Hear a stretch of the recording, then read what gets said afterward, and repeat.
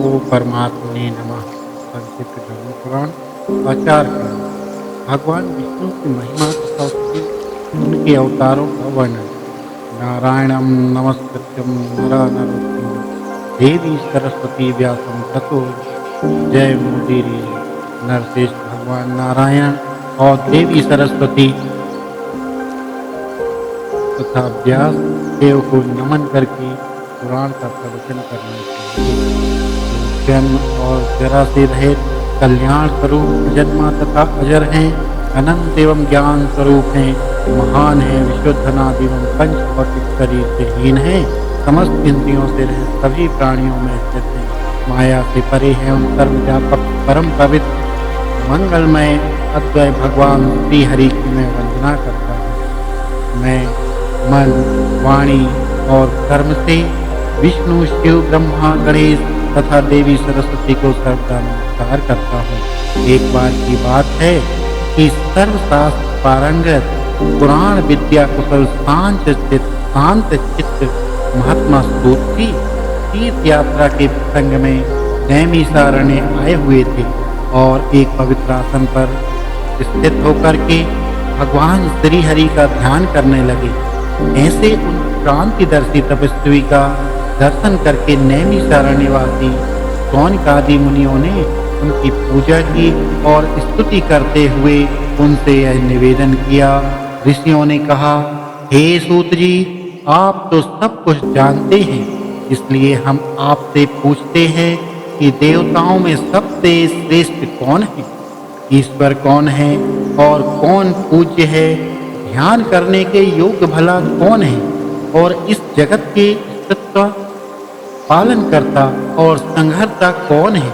इनके द्वारा यह सनातन धर्म प्रवर्तित हो रहा है और दुष्टों के विनाशक कौन है, उन देव का कैसा स्वरूप है, किस प्रकार इस संपूर्ण जगत की सृष्टि की हुई है, इन व्रतों का पालन करते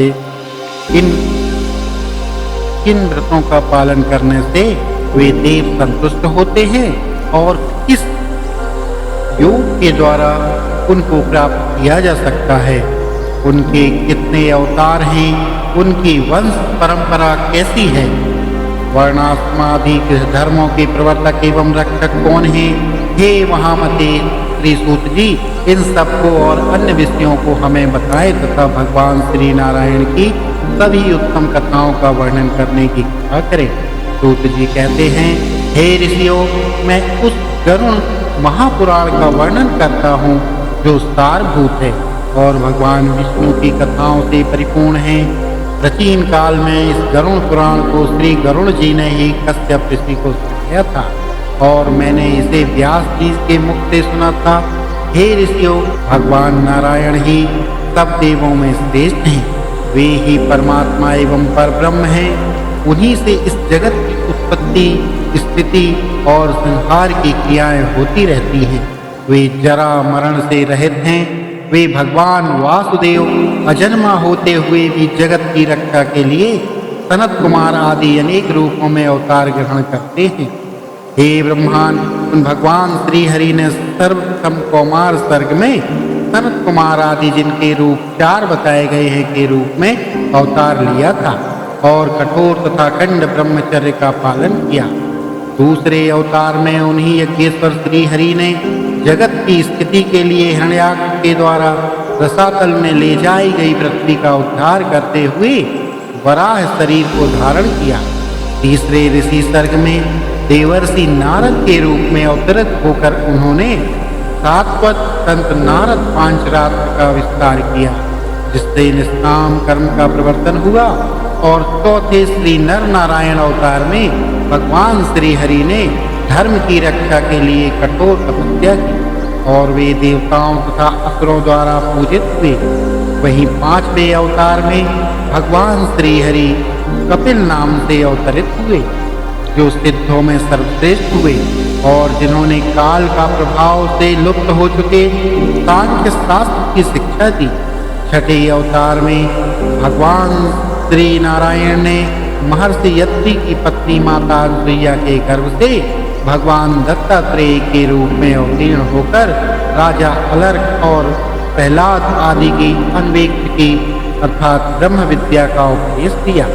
7वें अवतार में श्री हरि नारायण ने इंद्रादि देवगणों के साथ यज्ञ का अनुष्ठान किया और इसी स्वयंभू मनवंतर के वे आकुति के गर्भ से रुचि प्रजापति के पुत्र के रूप में यज्ञदेव नाम से अवतीर्ण हुए। 8वें अवतार में वे ही भगवान विष्णु नाभि एवं मेरु देवी के पुत्र रूप में ऋषभ देव के नाम से प्रादुर्भूत हुए। इस अवतार में उन्होंने नारियों के उस आदर्श मार्ग गृहस्थाश्रम का निर्देशन किया जो सभी आश्रमों द्वारा नमस्कृत है। ऋषियों की प्रार्थना से भगवान श्री हरि ने 9वें अवतार में पार्थिव शरीर अर्थात पृथु का रूप धारण किया और गौरूपा पृथ्वी से दुग्ध रूप में अन्नादिक महाऔषधियों का दोहन किया, जिससे प्रजाओं के जीवन की रक्षा हुई। वे अवतार में मत्स्य अवतार ग्रहण कर इन्होंने चातुर नामक मनवंतर के बाद आने वाले प्रलय काल में निराश्रित वैवत्सव मनु को पृथ्वी रूपी नौका में बिठाकर सुरक्षा प्रदान की। 11वें अवतार में देवों और दानवों ने समुद्र मंथन किया तो उस समय भगवान श्री हरि ने कूर्मी का रूप ग्रहण करके मंदराचल पर्वत को अपनी पीठ पर धारण किया। उन्होंने 12वें अवतार में धन्वंतरी तथा 13वें अवतार में मोहिनी का रूप ग्रहण किया और इसी स्त्री रूप में उन्होंने अपने सौंदर्य से दैत्यों को मुक्त करते हुए देवताओं को अमृतपान कराया। वहीं 14वें अवतार में भगवान श्री हरि ने नरसिंह का रूप धारण करके अपने तेज नखाग्रों से पराक्रमी दैत्यराज हिरण्यकश्यपु के हृदय को उसी प्रकार विदीर्ण कर दिया जिस प्रकार चटाई बनाने वाला व्यक्ति तिनकों को चीर डालता है। उसके बाद 15वें अवतार में वामन का रूप धारण कर वे राजा बलि के यज्ञ में गए और देवों को तीनों लोक प्रदान करने की इच्छा से उनसे 3 पग भूमि की याचना की।